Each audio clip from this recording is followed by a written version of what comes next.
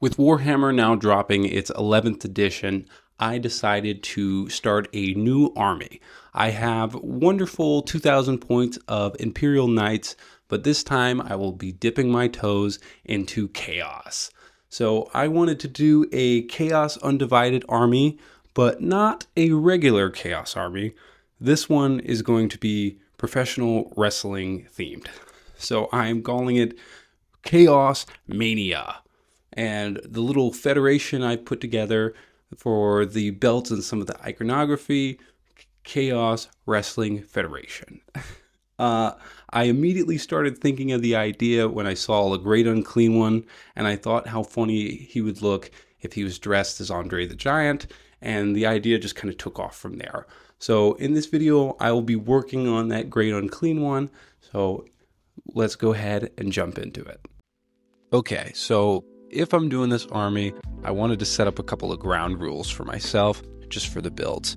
The first one was that the units still have to be recognizable. So I want people to look at the table and be able to tell what the models are, not only for me, but for my opponent as well. The second rule is the army I'm building has to be playable. So this has to be a viable list in 11th, something I can actually use in games. Rule 3 is each unit needs to have its own gimmick. So whether that's a greater demon or one of the smaller little guys, they all have to have something going on. Doesn't have to be big, but they have to have something. And then finally, rule 4, as soon as it's finished, I need to take it to a tournament and I need to get it on the table. Now that all that's finished, let's build a champion.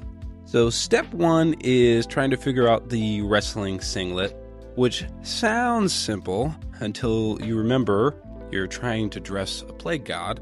So the first thing I did was I grabbed some milliput and some green stuff.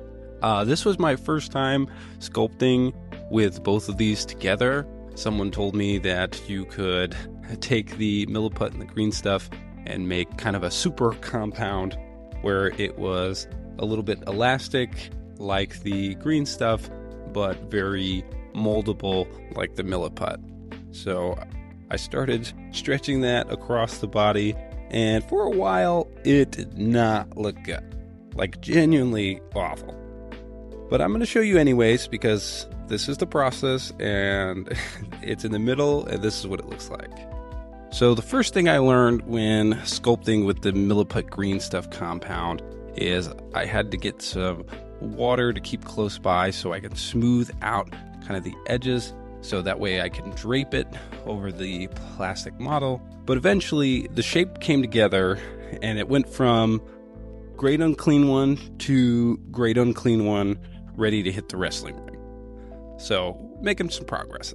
With the singlet done, the next thing I wanted to do is a championship belt, because every wrestler that's iconic has worn a cool championship belt. So I decided to hop on my computer and designed a championship belt myself digitally, and then my printer at that exact moment decided to die. So I ran to a friend's house who was nice enough to print it for me, and just like that, I had my wrestling belt. The moment I held it up to the model, I knew this was going to work and that the idea was really coming together. Next, I was looking at the model and I felt like there was something else that I could add to it. So originally, I had the model carrying a bell, which I thought was fine because they use bells in wrestling, even though if this was more of kind of a traditional church bell. But I then thought about trying to give him a real wrestling weapon. So I decided to make a folding chair. So I took some old sprues I had and I kind of cut the frame of it until it eventually made what looked like to me to be a chair. And then I grabbed some green stuff to try to make the seat of the chair. It didn't quite come out the shape I wanted. So it ended up being kind of like a chair that looks like it kind of rusted and fell apart, which for a Great Unclean One actually ended up looking pretty good. Now that my champion had his weapon, he had his belt, I decided to add one more little tiny detail, and I made his little hand over here into a teeny tiny microphone. I'm not sure if it translated as well as the other stuff, but I think it's a small detail that I personally enjoyed. Now it was finally time to put all of these bashed elements together, the prints, the sculpted chair, the singlet, and try and add paint. So I threw him right into my airbrush station and immediately started laying down primer. I hit it with the black primer first, and then I went in with a matte white on top to get my zenithal. And for this one, I wanted to try something new where I put down my base colors with the airbrush, but I still wanted to use speed paints, because for the Great Unclean One, this kind of slap chop, kind of messy style really fits his aesthetic. So I loaded some Citadel speed paint into my airbrush, and I just started blasting on layers of green. And immediately, everything started to pop together. I was very excited. It came out much brighter than I had initially thought. So I then went in with a darker green just to kind of clean up some of the areas that I felt should be darker. And with that, we had our base colors out of the way. With all of that done, I took this big behemoth back to the hobby desk, and I immediately started going in on the steel chair. I took a broadsword silver and started dry brushing until it stopped looking like painted plastic and more like an actual metal chair. The next thing I did is I started taking a black and going in and painting the singlet all the way around the body, going over it with multiple layers, covering up all of the primer, as well as some of the speed paint that had spilled onto it.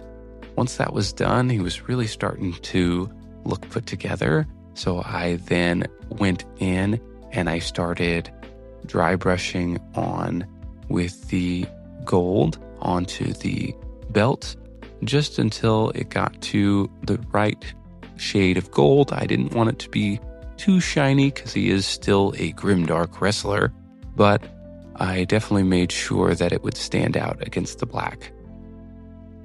From there, the only thing left to do was to go over all of the spots and boils. So I took a white and filled in all the eyes and boils, and then I took a blood red and went on top of all of those other spots.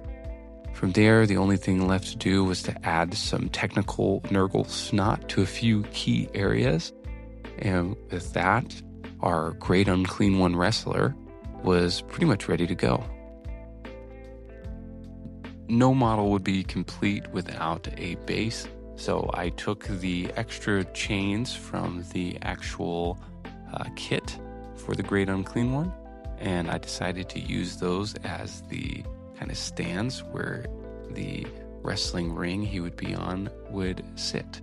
So using some green stuff, I then started making buckles for the wrestling ring, and then also I started molding some rope that would connect the buckles together. All in all, I think it came out pretty okay. It did kind of look like it was falling over, but for the Great Unclean One, in my mind, I think the ring he's in is just falling apart due to rot. I then went in and added a little Nurgling with a fan sign to the base and primed the whole thing, and then started laying in all the colors. It was pretty quick to put together. I decided to stick with the green and black scheme. Once that was done, I added one more little detail to the army, which was some more Nurgling fans.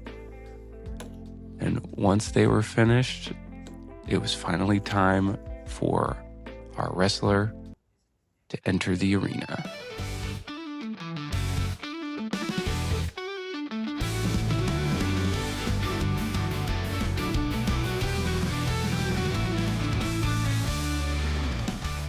And with that, our greater demon is body slamming onto the table. If you like this video, feel free to check out some of the other ones I've done and like and subscribe.